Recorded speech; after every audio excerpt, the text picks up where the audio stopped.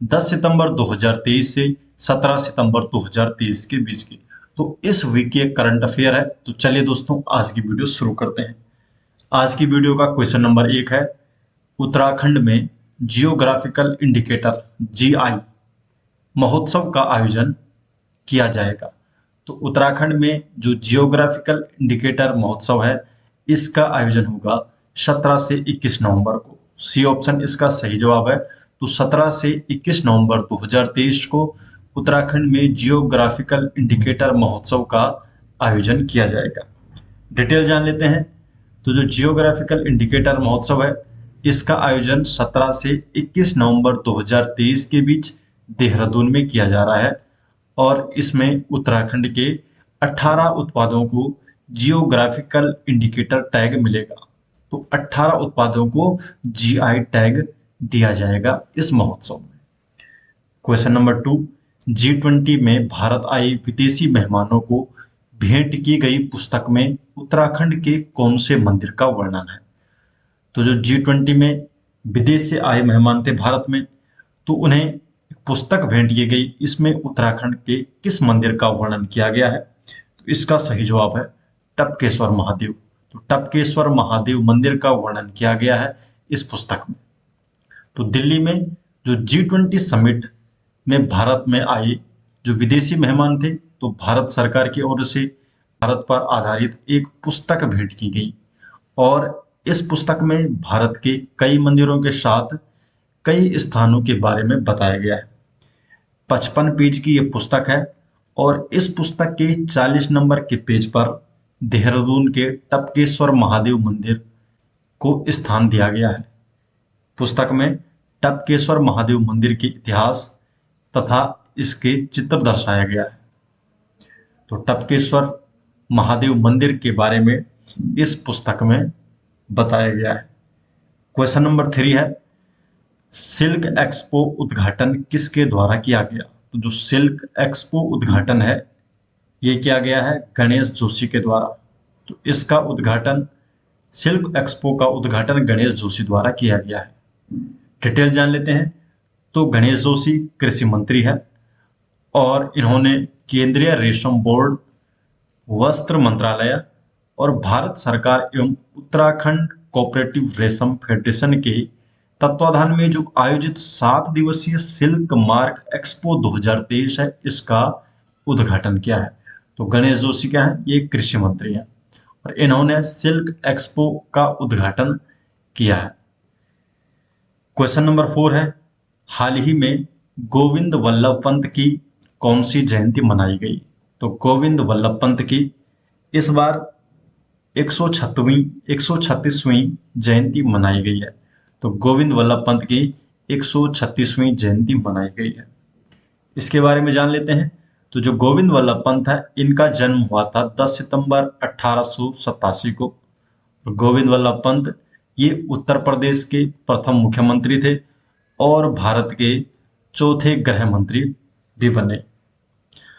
1903 में पंडित गोविंद वल्लभ पंत ने happy club की स्थापना की थी और 1914 में काशी नगरी प्रचारणी सभा की एक शाखा के रूप में काशीपुर में इन्होंने प्रेम सभा की स्थापना की थी। तो 1914 में प्रेम सभा की स्थापना गोविंद वल्लभ पंत के द्वारा की गई थी।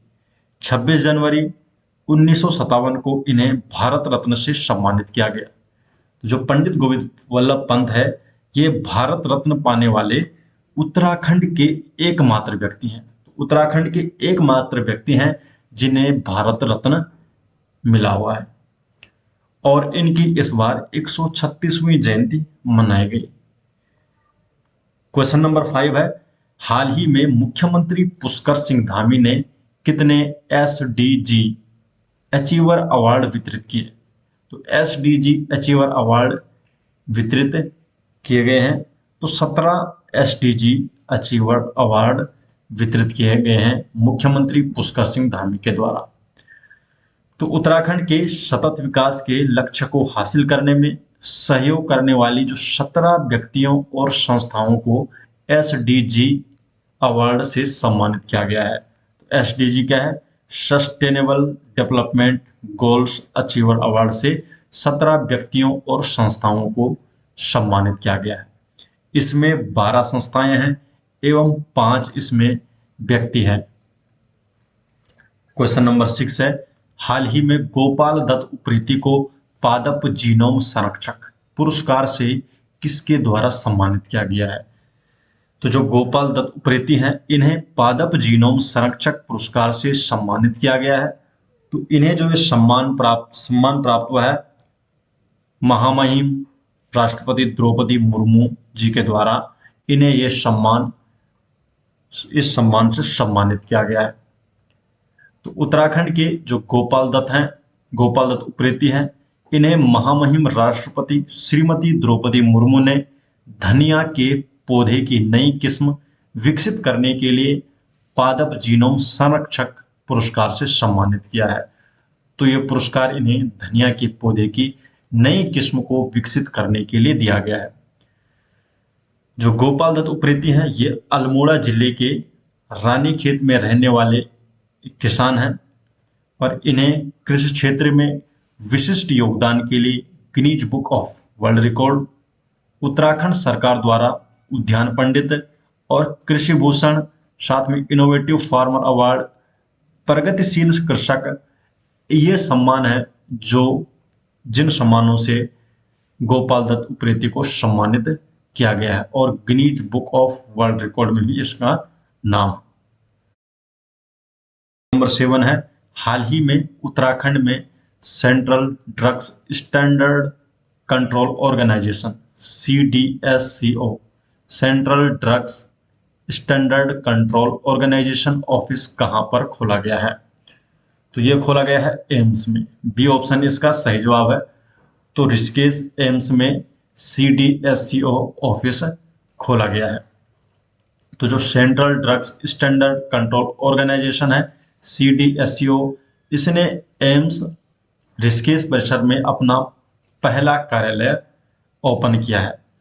जो CDSCO है, ये भारत का एक NRA है, नेशनल रेगुलेटरी अथॉरिटी। इसका मुख्यालय है नई दिल्ली में और इसका विजन है भारत में सार्वजनिक स्वास्थ्य की रक्षा करना और उसे बढ़ावा देना। क्वेश्चन नंबर 8 है, निम्नलिखित में से खारदुंगला चैलेंज किसने जीता है? तो खारदुंगला चैलेंज किसके द्वारा जीता गया है? सही जवाब इसका हितेश कुनियाल के द्वारा। तो हितेश कुनियाल ने खारदुंगला चैलेंज अपने नाम किया है। डिटेल जान लेते हैं।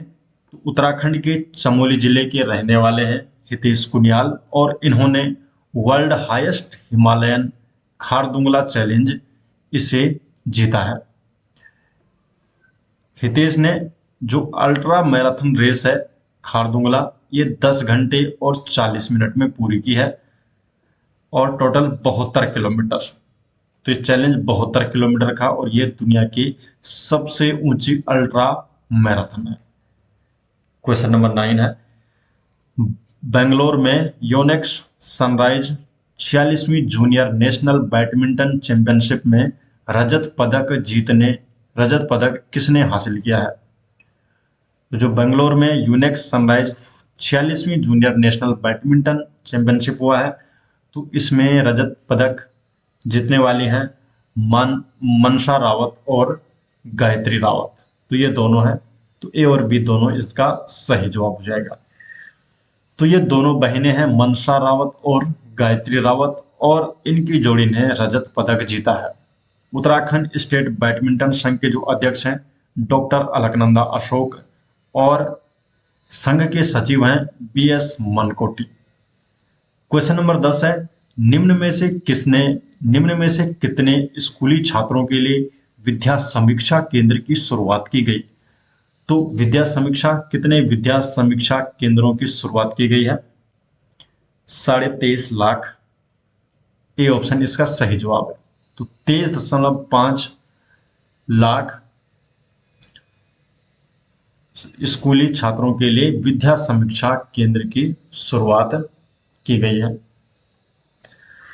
डिटेल जान लेते हैं। तो केंद्रीय शिक्षा मंत्री हैं धर्मेंद्र प्रधान। इन्होंने उत्तराखंड के मुख्यमंत्री पुष्कर सिंह धामी के साथ विद्या समीक्षा केंद्र का उद्घाटन किया और देहरादून में 141 पीएम श्री स्कूल, प्रधानमंत्री स्कूल फॉर राइजिंग इंडिया, और साथ में नेताजी सुभाष चंद्र बोस आवासीय विद्यालय की आधारशिला रखी है।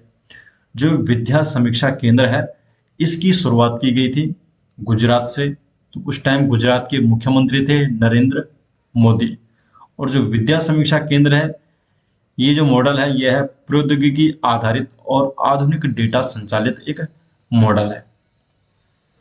क्वेश्चन नंबर 11 है, हाल ही में किस भारतीय राज्य ने सेवा क्षेत्र के लिए नई नीति को मंजूरी दी है? तो ये राज्य है उत्तराखंड। सी ऑप्शन इसका सही जवाब है। तो उत्तराखंड ने हाल ही में सेवा क्षेत्र के लिए नई नीति को मंजूरी दी है। तो उत्तराखंड सरकार ने सेवा क्षेत्र के लिए नई नीति को मंजूरी दी है और इस नीति के तहत राज्य में 20 लाख रोजगार के अवसर पैदा करना और 10 लाख श्रमिकों के कौशल विकास को सुविधाजनक बनाने का लक्ष्य रखा गया है। इस नीति में जो निवेशक होंगे, इनके लिए प्रति प्रोजेक्ट 25% पूंजीगत सब्सिडी रखी गई है। साथ में भूमि का आवंटन का प्रावधान भी दिया गया है। क्वेश्चन नंबर 12 है, दुनिया का सबसे ऊंचा लड़ाकू हवाई अड्डा कहां पर बनाया जाएगा? तो दुनिया का जो सबसे ऊंचा लड़ाकू हवाई अड्डा है, यह लद्दाख में बनाया जाएगा। ये ऑप्शन इसका सही जवाब है। तो जो सीमा सड़क संगठन है BRO, ये लद्दाख के न्योमा में दुनिया के सबसे ऊंचे लड़ाकू हवाई क्षेत्र का निर्माण करेगा। क्वेश्चन नंबर 13, भारत ने G20 की अध्यक्षता किस देश को सौंपी है?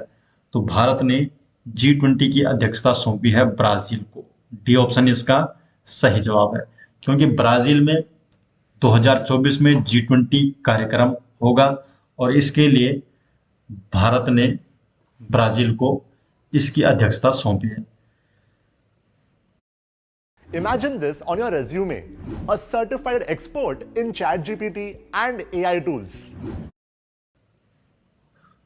तो भारत के प्रधानमंत्री मोदी ने G20 की अध्यक्षता ब्राजील के राष्ट्रपति लूला डा सिल्वा, तो लूला डा सिल्वा को सौंपी है।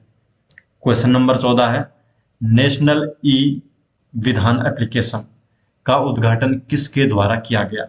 तो जो नेशनल ई विधान एप्लीकेशन है, इसका उद्घाटन द्रौपदी मुर्मू के द्वारा किया गया है।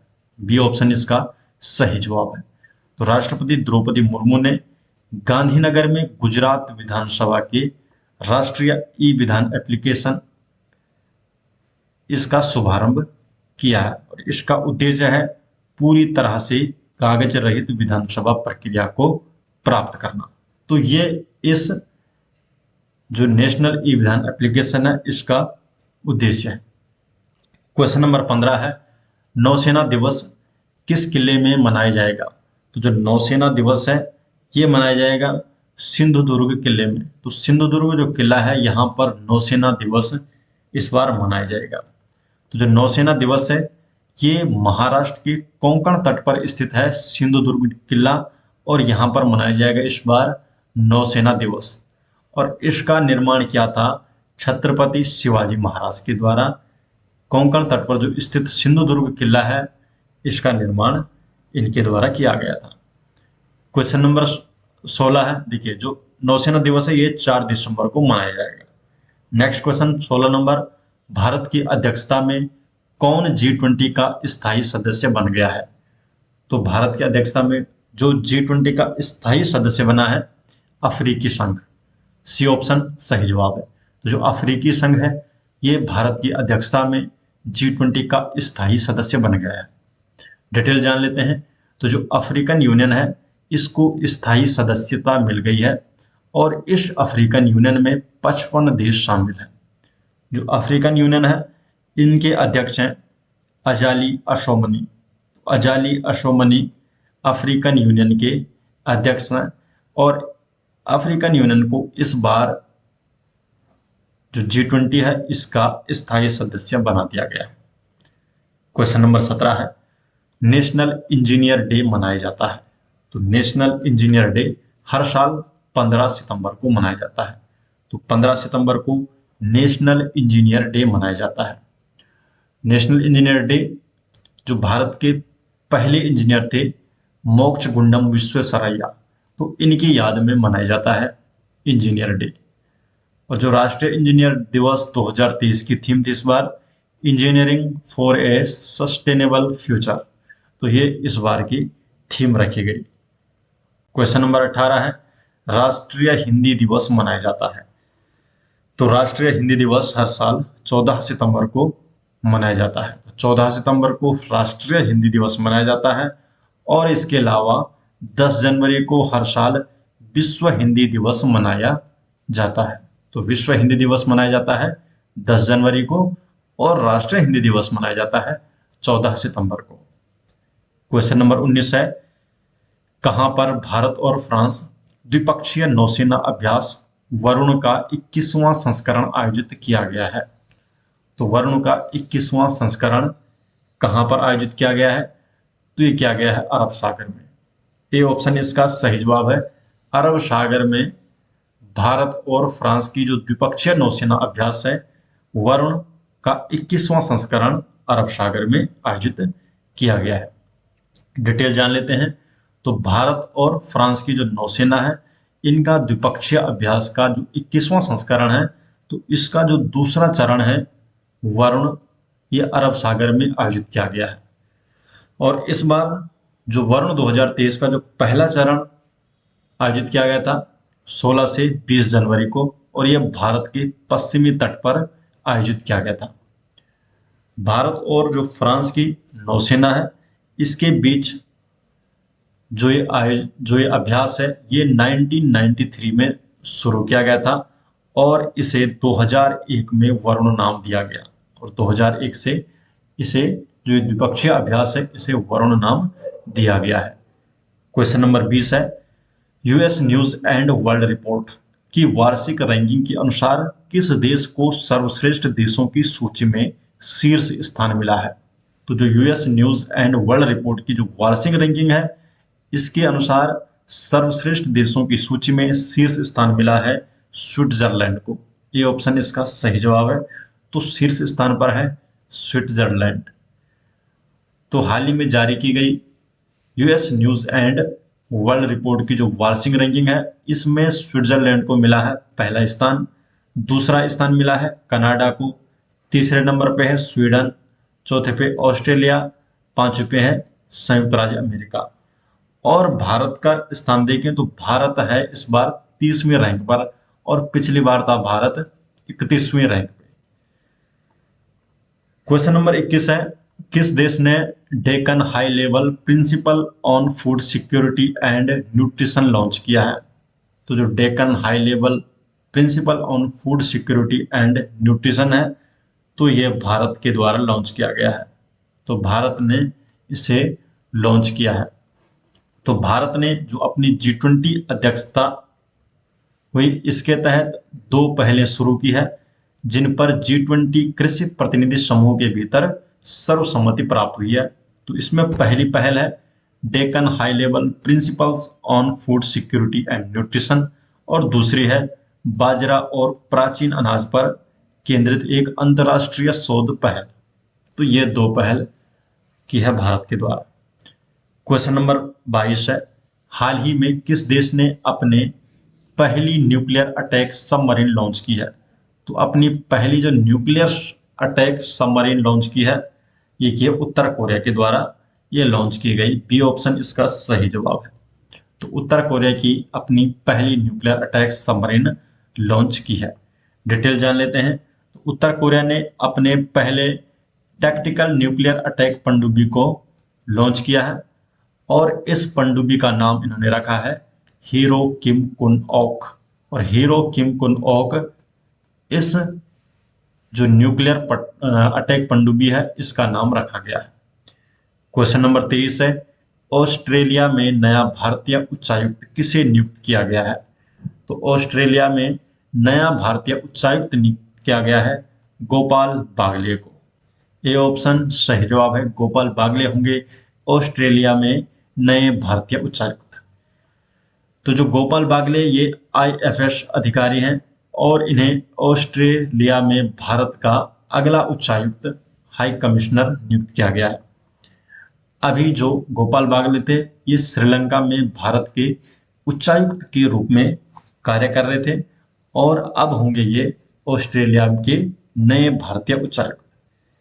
क्वेश्चन नंबर 24 है, एशियाई टेबल टेनिस चैंपियनशिप 2023 में भारतीय पुरुष टेबल टेनिस टीम ने कौन सा पदक जीता है?